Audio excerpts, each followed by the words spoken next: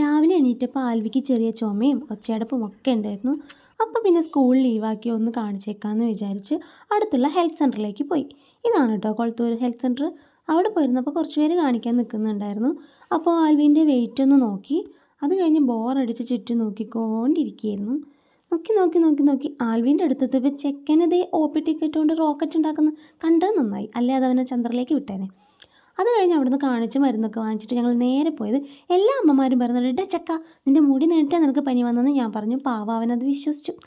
പിന്നെ അവിടെ ഒരുപാട് സ്റ്റൈലൊക്കെ കാണിച്ചു തന്നെങ്കിലും എനിക്കത് പറഞ്ഞ് മനസ്സിലാക്കി കൊടുക്കാൻ അറിയാത്തത് കൊണ്ടും ആ ചേട്ടൻ ബംഗാളി ആയിരുന്നത് കൊണ്ടും ചേട്ടൻ ഇഷ്ടമുള്ളതുപോലെ ചേട്ടൻ വെട്ടി. അത് അവൻ്റെ മുഖത്തൊട്ടും കാണാനില്ലല്ലോ അല്ലേ. പിന്നെ ഞങ്ങൾ നേരെ പോയത് പെറ്റ് സ്റ്റേഷനിലേക്കാണ്. അവിടെ പോയിട്ട് ബെല്ലയ്ക്കും റോസിക്കൊക്കെ ഉള്ള ഫുഡ് വാങ്ങിച്ചു. പിന്നെ രണ്ടാളും രാവിലെ കഴിച്ചിട്ടുള്ള ഫുഡായിരുന്നു. അതുകൊണ്ട് ഞങ്ങൾ അവിടെ ഒരു ഹോട്ടലിൽ കയറി ഉച്ചയ്ക്ക് ചോറ് കഴിച്ചു വീട്ടിലേക്ക് പോന്നു. അത്രയേ ഉള്ളൂ.